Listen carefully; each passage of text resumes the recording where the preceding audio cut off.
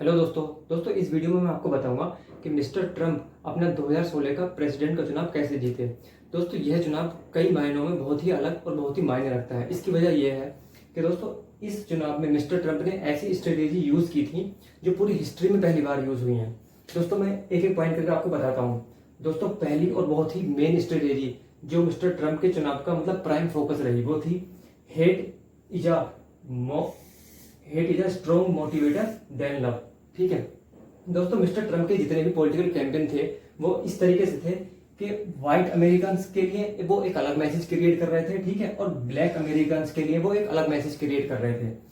Mister Trump का जो prime focus था वो था व्हाइट अमेरिकन पे, जो इनका मेन वोटर था। ठीक है, तो इन्होंने सोशल मीडिया और फेसबुक के थ्रू इस तरीके से कैंपेन अपने करे कि अलग अलग रीजन में, ठीक है, अलग अलग पर्टिकुलर स्टेट में अलग अलग लोगों के लिए अलग अलग मैसेज, ठीक है, अलग अलग लोगों को वो टारगेट कर रहे थे कि जैसे, ठीक है, कि जहां पर जिस एरिया में व्हाइट अमेरिकन ज्यादा हैं तो वहां पर इस तरह के मैसेज रिलीज करेगा कि इनके लिए खास तरह का वो इमोशन क्रिएट कर सके, एक सिंपैथी क्रिएट कर सके, ठीक है, और ब्लैक अमेरिकन के लिए अलग।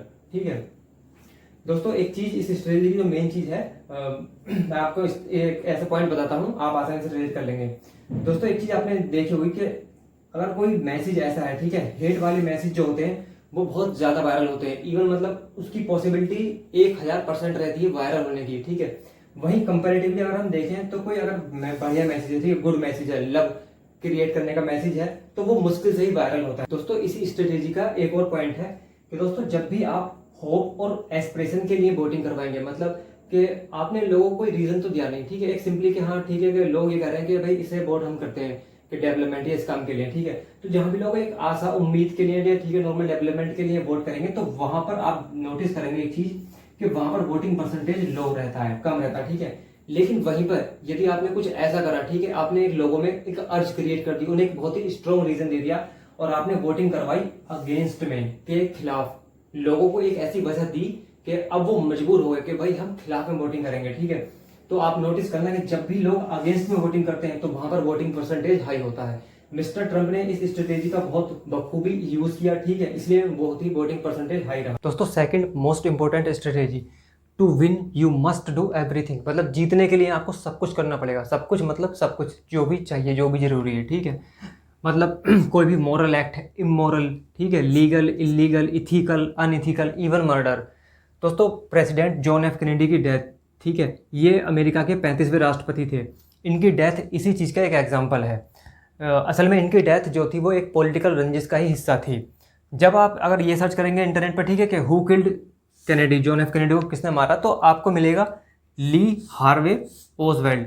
पर असल में इनकी डेथ के मारा इन्होंने, ठीक है, लेकिन इनके पीछे जो असल में जो साजिश करता था मेन, जिसकी जो मास्टरमाइंड बंदा था, ठीक है, इधर इनकी डेथ हुई और 36वें प्रेसिडेंट बने लिंडन बी जॉनसन।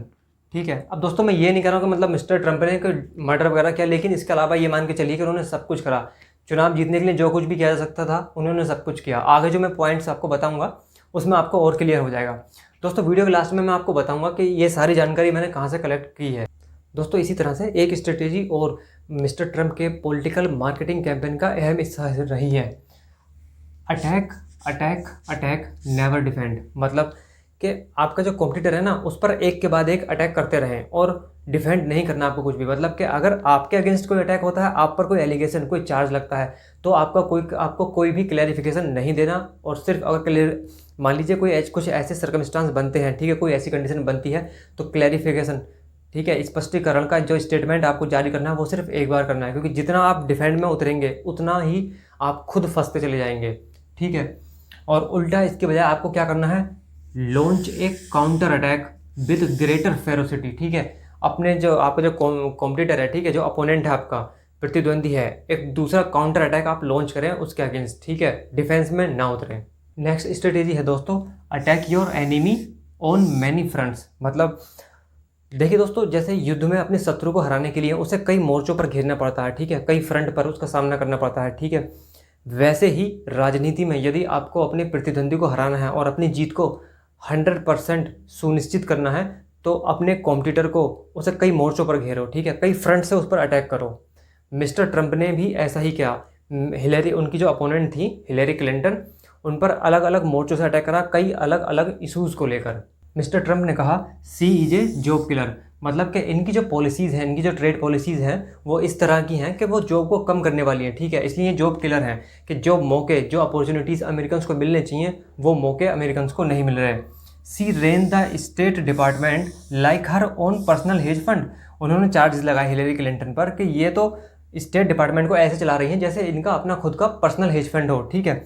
ऐसे ही और दूसरे चार्जेस लगाए कि एनकरेजिंग, मतलब हिलेरी क्लिंटन हैं वो एनकरेज कर रही हैं अन अमेरिकन इमिग्रेंट्स, मतलब कि जो दूसरे देश के लोग हैं, ठीक है, उन्हें वो ज़्यादा प्रेफरेंस दे रही हैं, उन्हें प्रमोट कर रही हैं अपने देश में, अमेरिका के लिए। तो एट द एंड उससे हो क्या रहा है कि घूम फिर के मतलब जो अमेरिकन हैं उन्हें जो जॉब मिलनी चाहिए थी वो किसे मिल रही है, दूसरे देश के लोगों को। तो इन चीज़ों ने बहुत ही ज़्यादा स्ट्रॉन्ग एक इमोशन क्रिएट करे।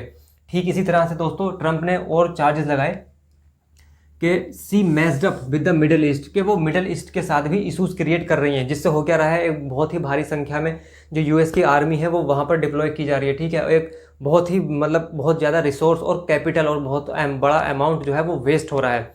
तो दोस्तों ये इस तरह के पॉइंट थे जिन्होंने मतलब एकदम अमेरिका के, स्पेशली कहना चाहिए कि जो वाइट अमेरिकन थे और जो एक कहना चाहिए कि जो मिडिल क्लास वाला जो वर्किंग लोग थे, ठीक है, तो उनकी सीधी सिंपैथी किसके साथ चली गई, मिस्टर ट्रंप के साथ चली गई।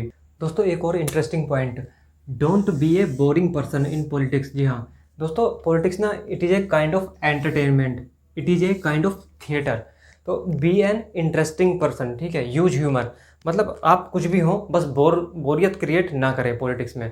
दोस्तों आपने एक चीज़ नोटिस भी की होगी कि हमें कोई भी बोरिंग पर्सन याद नहीं रहता, लेकिन कोई भी बंदा जो इंटरेस्टिंग हो, ठीक है, फ़नी हो, तो वो हमें याद रहता है।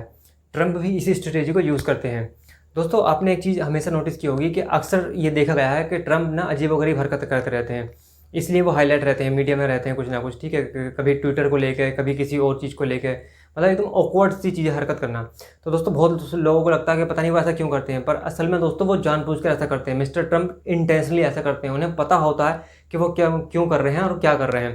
दोस्तों उनकी जो बुक है Trump the art of the deal, वो बुक मैंने पढ़ी थी, तो उसमें उन्होंने साफ साफ लिखा था कि वो असल में ऐसा क्यों करते हैं। दोस्तों ट्रंप कहते हैं कि अगर मान लीजिए न्यूज़पेपर में आपको ऐड करवाना है, ठीक है, खास करके फ्रंट पेज में अगर आप ऐड करवा रहे हैं तो उसके लिए एक भारी भरकम अमाउंट आपको देना पड़ेगा, ठीक है।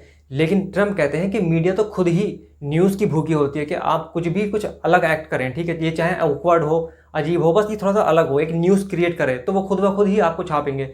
और यही वजह है कि वो हर समय हाईलाइट रहते हैं, किसी न किसी न्यूज़ में रहते हैं। Make your message big, bold and simple. दोस्तों आपने एक चीज़ देखी होगी कि मिस्टर ट्रंप के जितने भी कैंपेन थे वो मतलब एकदम सिंपल थे और अपने टू द पॉइंट थे।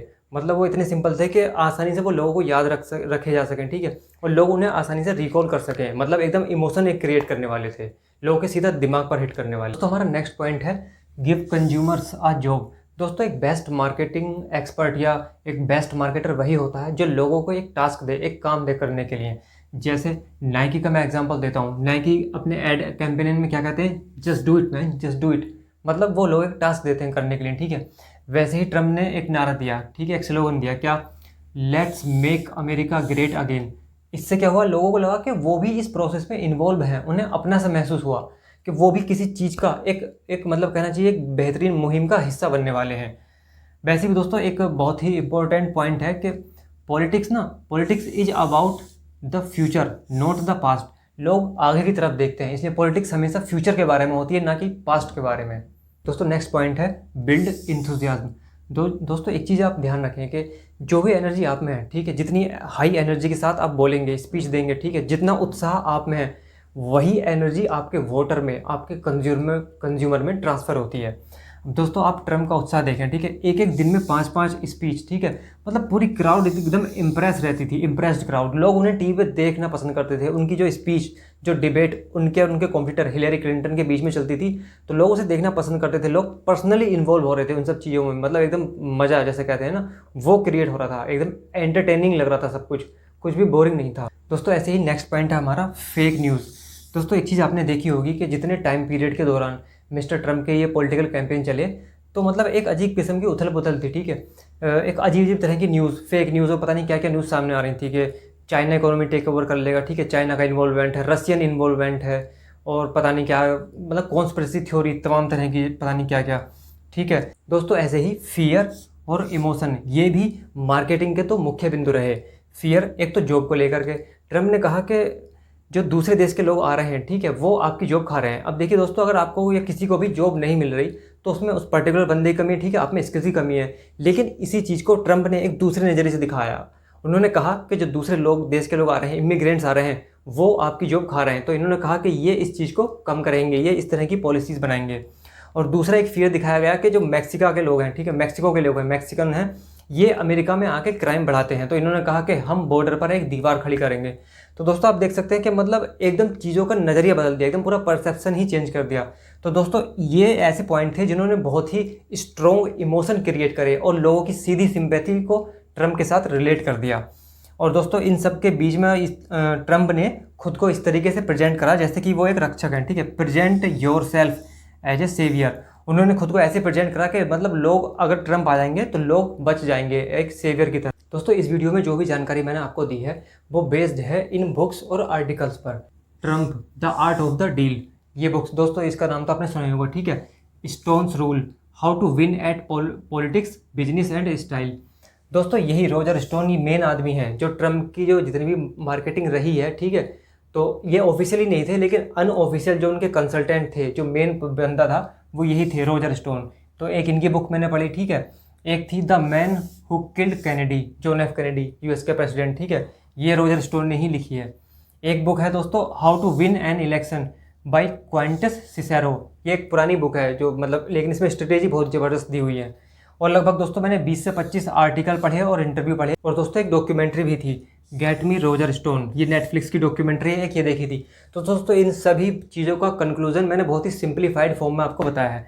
दोस्तों वीडियो आपको पसंद आई है तो चैनल को सब्सक्राइब करें। दोस्तों इस चैनल पर आपको बिल्कुल प्रैक्टिकल और सिंपल जानकारी मिलेगी, एकदम बेस्ट फॉर्म में, ठीक है। दोस्तों वीडियो की इन्फॉर्मेशन यदि आपको बिल्कुल यूनिक और अलग लगी है, ठीक है, आपको पसंद आई है, तो चैनल को सब्सक्राइब करें, वीडियो को शेयर करें, ठीक है। अपना ध्यान रखें, आपसे फिर मुलाकात होगी। Thank you so much.